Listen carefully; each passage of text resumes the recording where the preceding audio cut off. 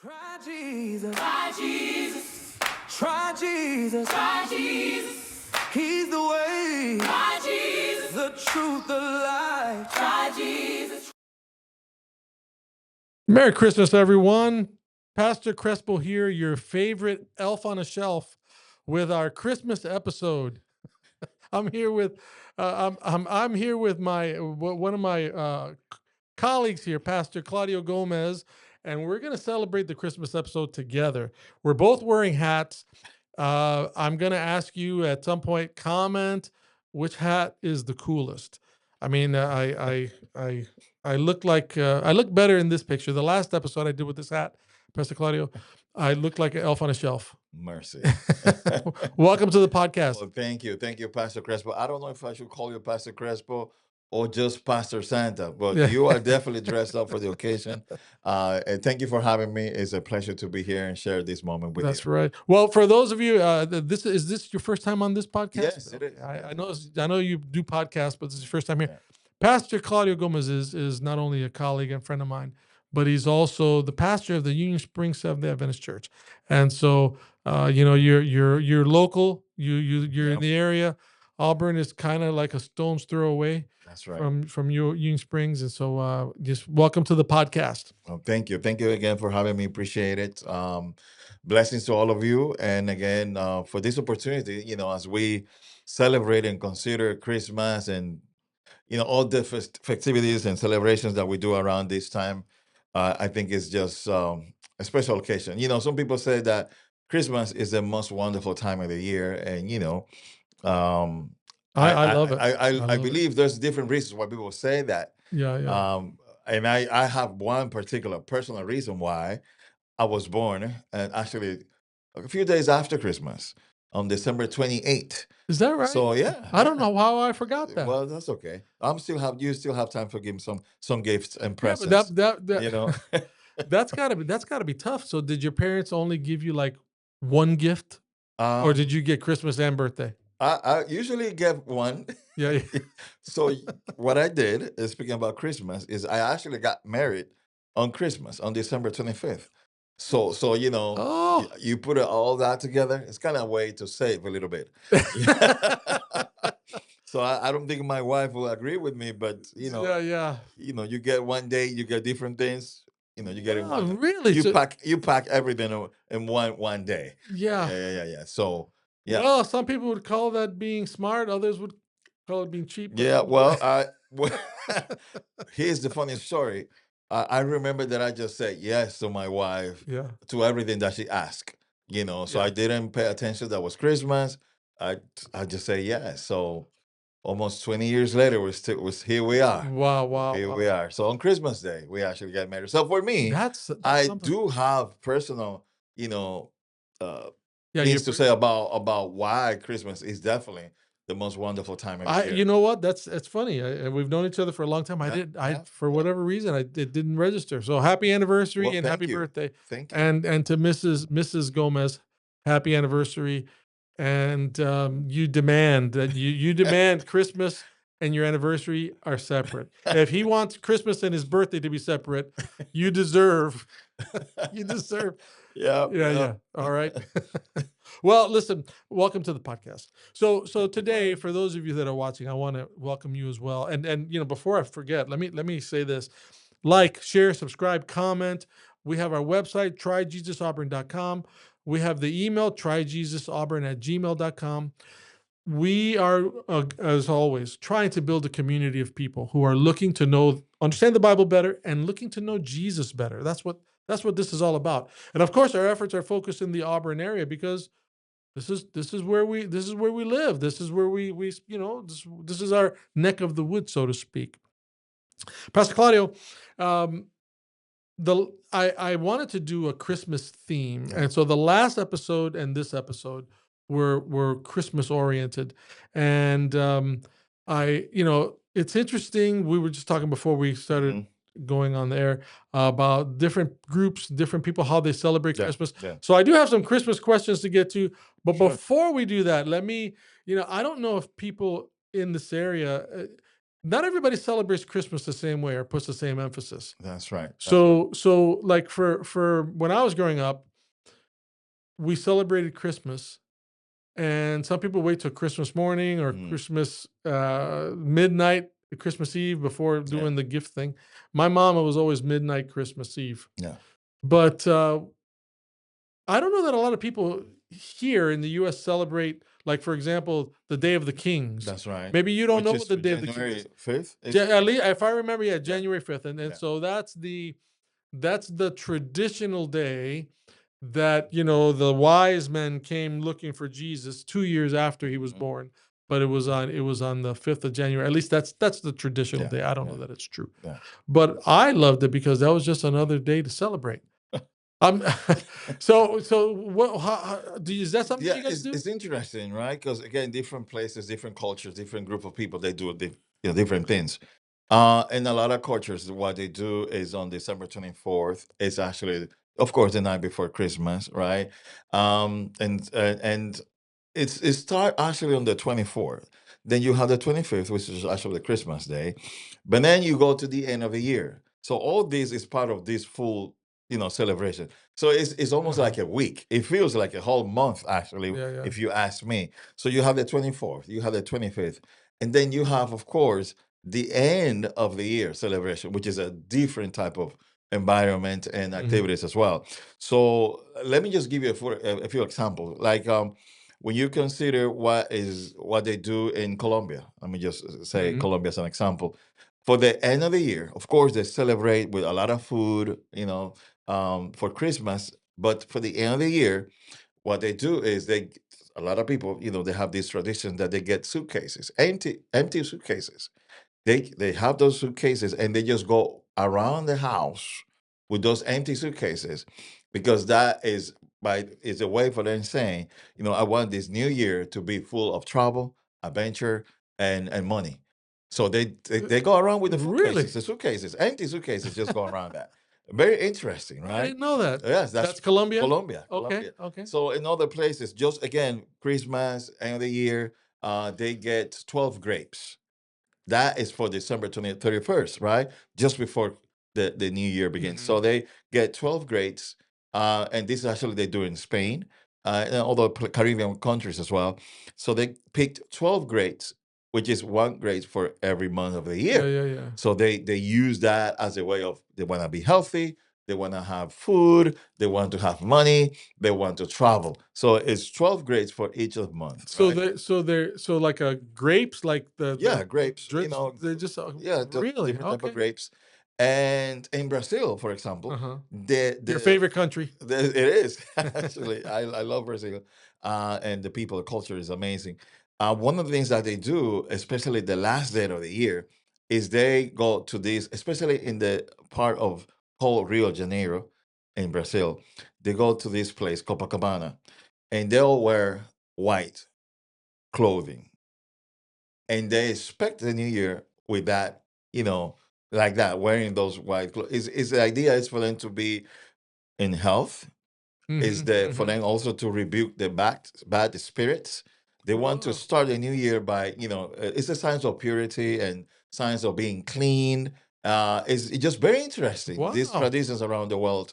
Just to mention a few, but in some Yeah, other yeah, places, yeah. that Denmark, for example, in Europe, what they do is at the end of the year, they get all dishes that they don't use anymore, Uh-huh. and they use those dishes and they smashes against the walls. They destroy those dishes. They smashed the plates. Yeah, they smash the plates, right? Uh-huh. The empty plates. And the idea is again for the bad spirit not to be around the house, around the people. Okay. So it's a way for them to Interesting. rebuke the spirits, Wow. according to what they're saying. So again, for a lot of people, Christmas, New Year, these celebrations and traditions are very unique, and it means Yeah, a lot yeah. to them because for years and years and years they keep doing this as a way of starting a new year with a new attitude, a new Right, right. mindset, right? So they go to these places and they do these things. I So it's did. very very interesting stuff. Yeah, that is Yeah, interesting. yeah, yeah. In the U.S., the way we celebrate Christmas, we don't have half as much fun now. I'm a little bit. I'm a little bit depressed. Yeah, they take it very seriously. Wow. The idea of having new clothing, everything new. They clean their house because again, for them is to have everything clean and new Yeah. as a new year begins, right? Right. So the mindset is, I need to start clean, Yeah. for everything new. Of course, you can clean your house, you can have new clothing, but if you don't have a different mindset, that is just Right. things that you keep So some doing. of it is just form. Yes, it's just exactly. formality. Yeah, Yeah. yeah, It's interesting. traditions. Yeah, Wow. yeah. It it would be interesting. I know. Of course, I think um, anytime that we have an opportunity to party. Let me ask you a question. So in the Dominican culture, do you have a special food that you eat during Christmas? Um, yes, yes, there is. Yeah. They use a lot of rice, of course, a Mhm. lot of rice, and Do you guys do pasteles? Like, yes, yeah, okay, a lot of okay. that. Yeah, Now, for those that don't know what pasteles is, it's a ground up plantains. yeah, You make plantains. like Yeah, not a cream, but you make like a yeah, you boil it. yeah. You Yeah, boil it and yeah. it hardens up when you boil it. So they put That's things inside of it. They put that's right. meat Yeah, yeah. or vegetables in it, and Yeah, it depends if people eat yeah, meats and what they put in there. But yeah, yeah, it's meat is actually a different type of meat. Is very right, is right, usually the acceptable plate, I guess, during that time of the year. yeah, So a lot of food, and and of course with food, there's the drinks as well. A lot of of people course, drink different right, type of right. flavor, and We won't talk about we will not talk that. about it. We will not talk about it. But yeah, Well, look, the purpose of the podcast for today, this episode, I wanted to do some questions. I told you about them before. yeah, I did. Let me tell you that just what happened. I wanted to do an episode on Christmas, and so I said, you know what? Let me look at the way Jesus is introduced hmm and use that as content. But what was really interesting for me is I looked at hmm Matthew chapter 1, and I didn't even get past the first verse because of some of the things that I studied and I shared it on the podcast. But when I got past the first verse of Matthew, Matthew begins with the genealogy. yeah, He's talking about who gave birth to, establishing the line of Jesus. But there was a couple questions, and I already did it in the past episode. But if there's something you want to add to it, I want to sure. give you the opportunity to do that. The questions that I asked last time was, you know, the genealogy that Matthew gave about Jesus is kind of, at least from my point of view, it's kind of weird. He starts mentioning, first of all, women, hmm which in that culture, they Yeah, didn't yeah, do that. It was all about the men. But then he mentioned women that had really like yeah, scandalous histories for the yeah, most part. yeah, Bathsheba, she committed adultery. yeah. Tamar, she tricked her father-in-law and dressed up as a prostitute. Rahab, she was a prostitute, hmm a temple prostitute, and so just some things in there. And so here's the setup. Imagine if I was going to introduce you, hmm and I thought, oh, Pastor Claudio is here. He's going to let me introduce him to you. He's done this and he's got this education. He had a great grandmother who was a prostitute, and then he had a great grandmother who was an adulteress, and her husband was murdered by the person that she was seeing. Yeah, yeah, It just didn't seem to like, if you're going to introduce the Son of God, yeah, yeah, why would you do that? yeah. And so for me, that was got me just asking questions. Mhm. And then of course, then what dawned on me as I was thinking through that process is, wait a minute, Jesus had something you and I don't have. We don't get to choose our relatives. That's right. Jesus chose to come through Yeah, that line. yeah, yeah. And so I don't know. I mean, is there anything that I'm throwing this on you without telling you, warning you? Yeah. Is there any lesson that jumps out at you Of when you think course. about Yeah. that? No, that I think that's a great point. When we consider our family and you know our backgrounds, who we are, who we represent. First of all, we need to realize that we're not perfect. Our families are not perfect, Mm-hmm, and a lot of people in our family have done things that we're not proud of. There are things that they have done that we are very proud of. right. But just because somebody did something great, that doesn't mean that greatness passed on to you. Right. The same way, just because somebody did something that you're not proud of, that doesn't mean that you need to carry that Oh, that's deep. bad reputation, with That's you. deep.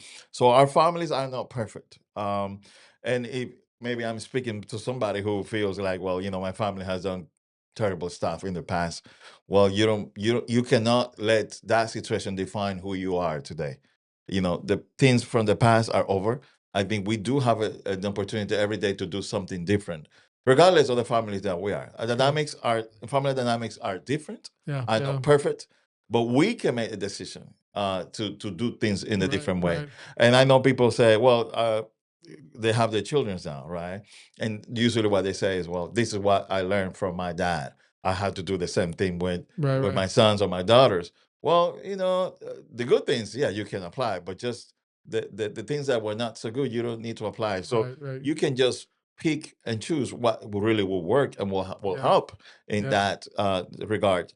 But when it comes to Jesus, I think one of the lessons that I can take away from it is that, again, Jesus was not trying to present himself as, I'm different from your family dynamics. I understand Yeah. that you can come from a broken family, just like I did. My family was not perfect. My line was not perfect. There's different things going on Right. throughout my who you look, my background, and the people who were there before me.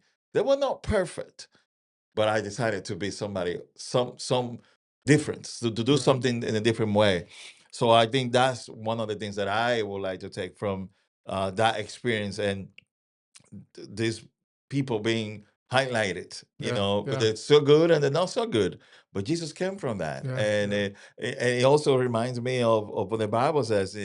Of course, we all know that Jesus was born in Bethlehem. He grew up in Nazareth, right? And the question is, can anything good come out from Nazareth, right? Yeah. So because of whatever people knew about his Right. family and Right. about the The environment location. and Yeah. education that he grew up, people were like, no, there's no way that anything good can come out from that Right. particular family, or even for that particular town. Yeah. But Jesus Yeah. said, I'm here to prove everybody's wrong. Mm-hmm. I'm not here, and we can Yeah. see that from Jesus' perspective, that even though people were looking at him in a different, view because Yeah. of the place that he was from, he showed an amazing example that it does not have to do with a place.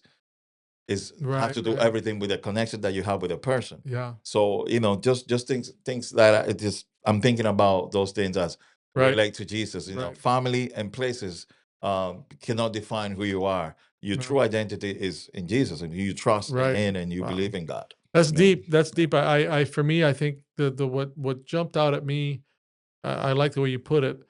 What jumped out at me is that Jesus chose to connect himself to a line Mhm. that had a really, I mean, some scandalous stuff, Yeah. right? Yeah. And yet, I think of it this way.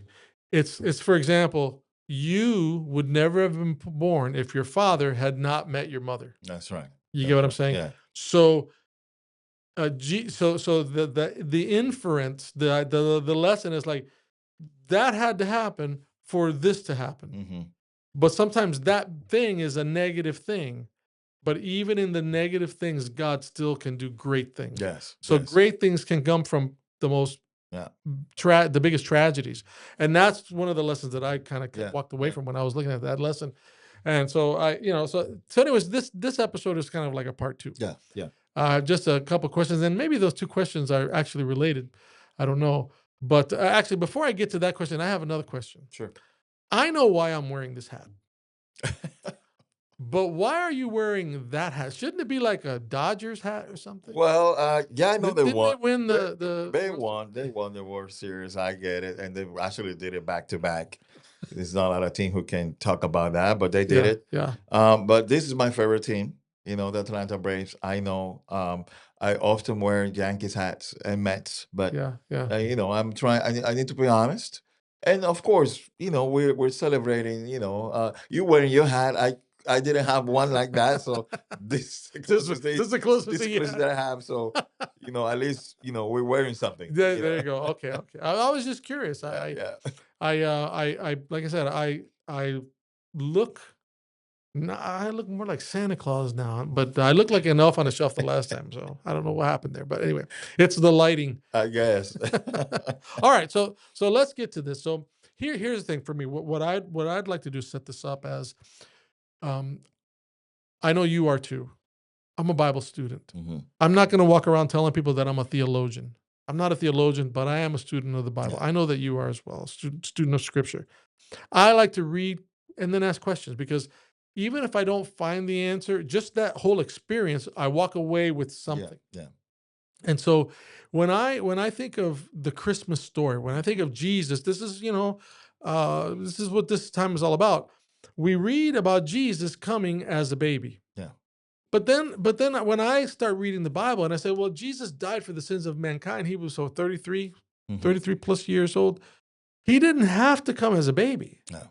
to accomplish that goal of being the sin bearer for mankind.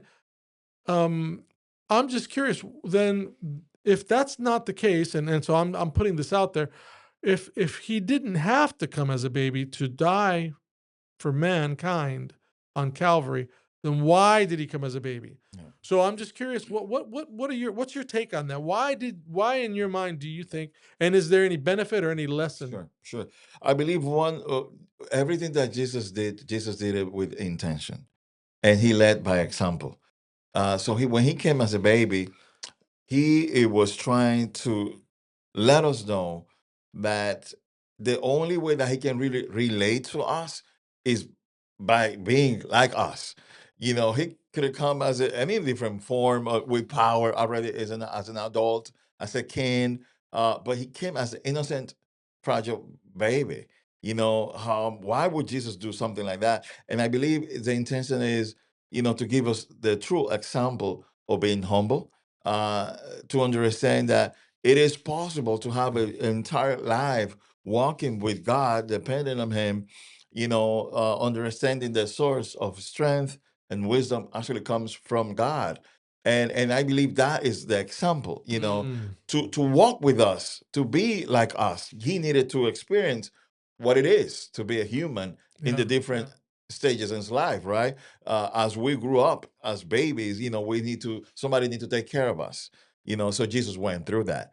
So when Jesus says, I understand what it is when you're going through, when your sons or your daughters are sick, yeah, he was a baby. Somebody need to protect him. But he started growing up. He became a teen. And, we go through all these different challenges and, yeah. you know, uh, experience in life, and Jesus went through all of it. Right, right. So in a way, he's saying, I can relate to you. I went through that experience, so I'm not different. So when you talk to me, I understand. Yeah, You can talk to me as a child. I'm listened. I went through that experience. You can talk to me as a teenager. I'm able to understand. yeah, He was a brother.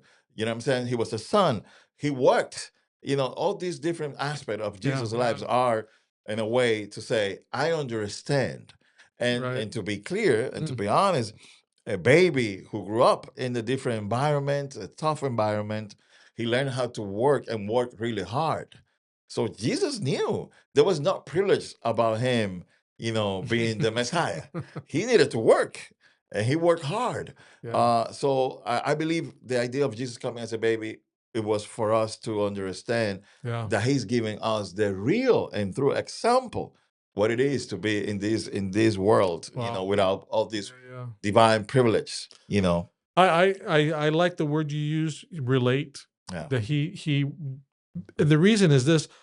I'm not sure how many people, and maybe it's more a question than a statement, but how many people do you think, Pastor Claudio, when they think about Jesus, when they think about Christmas, that he comes as a babe, how many think, what was his purpose in coming? His purpose was to die Yeah, for mankind. that's right. But it was more than that, because he can take on human form, and he could have died.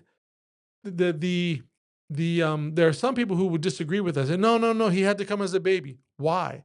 Well, because he had to live a sinless life. Well, how long Mm, did he have to live a sinless life before dying at Calvary?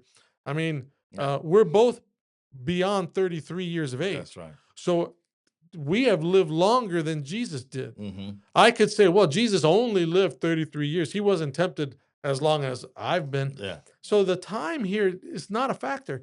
Jesus came, he lived, he died, but I love it. How many people think about the fact that Jesus, part of his mission was to relate to us?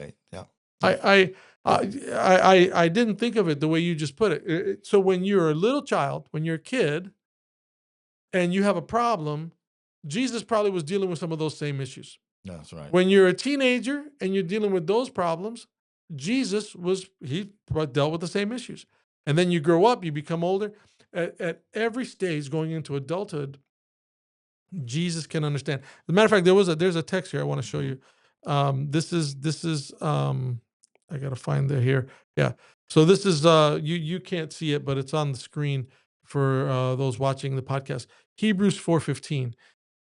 It says, "For we have not a high priest which cannot be touched with the feeling of our infirmities, but was in all points tempted like as we are, yet without sin.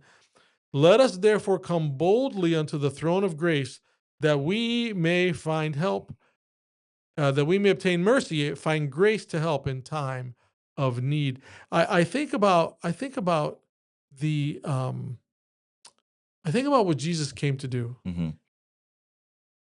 It's meaningful, right? I mean, have you? I know you've probably heard people say to you, "Oh, you don't understand." That's right. That's right. Right? Yeah. Yeah.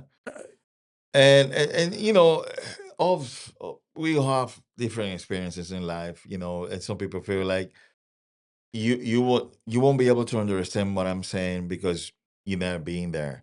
But you know, our experiences are because are different, and we have uh, different situations in life. That doesn't mean that I'm not able to fully understand what you're going through. Right. We understand pain. We understand frustration. We understand the feeling of being left out, being denied, being rejected.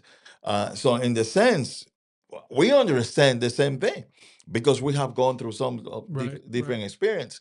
I might not have exactly the way that you have going through some challenges, but we have the same, aspect of it, right? So I believe when Jesus says, "I understand what you're going through," I think we need to understand that He's saying, "I know what it is to be rejected. I know what it is to be a baby who was, who has somebody needs to protect him. Somebody needs to take care of him."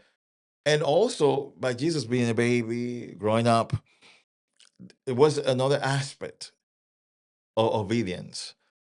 Jesus has to submit himself to be obedient to his parents. Yeah. You know what I'm saying? So not only to God, but to his parents as well. Being a baby, you need to say, "Come here, do this," learn. So he have to be able he learned to do all of these things. Right. Submit himself to obedience. And I believe, and again, he is leading by example. Right. And of course, we have responsibility. We need to be obedient to our parents. We have this commitment with our families, with our friends. Right. And of course, we have to be obedient to our Father, but our God as a Father. So I believe that when Jesus was leading, again, I need to go back to this because he led by example for us to follow. And it's Jesus submitted himself to obedience. What about us? Yeah. We cannot depend on God if we're not submit ourselves by being obedient to Him. Right. So He can definitely relate to us. He understands Right. everything that we're going through. We have different situations, we have different scenarios, but He definitely understands. And it's a God that you want to get to know, and it's a God that's easier to serve, right? That's Someone right. that relates. I think that that text Hebrews 4, the point that just impressed on me so much is it mentions that we have a high priest Mm-hmm. that understands what it's like. And then it says, "Therefore we can boldly come to the throne of grace." But you have to put those two together. Sometimes you hear people quote one verse or another, Yeah. but put them together. I don't have to be afraid to come before the throne and tell God about what's going on, That's right. because He has been there. He understands. And so that's something, sometimes people are afraid to talk to God. Yeah. Sometimes people think no one understands. Well, maybe the people around you don't understand. Yeah. But you can be assured that Jesus understands. And I believe also people confuse the idea of having respect and obedience, Yeah. and also to have fear. To be afraid of God. Yeah. I cannot talk to him because I'm afraid. I'm this, he's this powerful being that who am I to talk to him? I will not listen. He will not listen. So the fear aspect sometimes will not let us move boldly, right? And talk to him because we think like, no, I do not deserve anything from God. I'm this bad human being. Right. But that is not what the Bible is saying. You can come, the way you are. Right. And because you understand, he will make time Right. to listen to you, to spend time with you, to help you. So that's why I like that verse, because the verse makes the point that Jesus understands, Jesus relates, he connects, and it's because of that you don't have to be afraid to come before him. That's right. And I've read that in the past where you can boldly come to God. It almost reads like, well, now you can come like with a little swagger. Yeah. That's not what it's talking about. That's right. It's not what it's talking about. All right. So the second question, which probably maybe it's related to the first, I don't know. I think it is, but if there's something that you want to share here, why was Jesus born poor? What? I mean, come on. If you had to choose which family you were going to come to life and where you were going to be born into, would you choose this couple? Yeah. I mean, he was born in a stable for crying out loud. Yeah. Why? What's the lesson there? Yeah. Well, I first of all, we need to look at the context of where Jesus was born. There was a lot of people who were really with money, with wealth, right? A lot of them. But there were the most of the people were not really in that, class of have, the finances and that. So it was two social classes completely different from each other. Mm-hmm. And I believe Jesus was able to accomplish more by coming from a humble approach, from a rich who has everything. There's no need. I have everything that I can think of. I have, if we want to put into our context today, I have house, I have a car, I don't have a need for another. So the idea of understanding those people who don't have anything, it will not come easy for you because you were born into everything that you can think of. Right. You were born into, wealth and a palace. But coming from the humble approach, a humble home, it makes you appreciate even more everything that people went through. Yeah. You know what I'm saying? So you appreciate it's like this. If you give everything to your son or to your daughter, if you provide everything that they need, and they don't earn anything, they're always going to think that they deserve everything. Then they will never fight for. They will never get. They will not do better because my father's gonna give it to me. My mom is gonna give it to me. But when you teach them, frog in my throat. I'm sorry. when you teach them that they need to, earn it, yeah, by being humble, by work hard, I think it gives them a different perspective on life. So I believe by Jesus coming as in the poor environment, the poor family, it gives them the opportunity to appreciate all different aspects of life and people. Remember though, he was already, in the heaven. Yeah. So he left every wealth and position behind. So there was no need for him, to do something. Imagine Jesus he was left. Already rich. He was already rich. It was the king of the universe. Why? Yeah, so he had to experience something different, and for to really really understand all of us in our situations. So he understand how people rich are and how they think because he was already rich, but he also understand that need of those who doesn't have anything. It goes back to that relating relating point. Yeah. And I'm sorry I got a frog in my throat all of a sudden, but the idea of relating, the idea that I think is important, what I appreciate. Well, I don't know how you grew up. How we grew up, we didn't have a lot. Yeah. And it bothered me when my friends used to get all brand new clothes and sneakers and shoes, and we didn't always have that. But my wife and I were talking about this just couple of days ago, that growing up in humble humility, growing up with not as much as others, it made you more mature. Yeah. It made you more responsible. It made you. I appreciate it, Yeah. and now, if I want something, I work for it. Yeah. I don't sit there and complain. Oh, Yeah. I used to get this stuff when I was little. No, if you learn the value of things Mhm. when you have to really work to get them, and so I think Jesus. The thing that strikes me is that all these things we're talking about, you and I didn't have a choice, right? Mhm. Mhm. Jesus chose That's this right. path. He That's right. chose the path.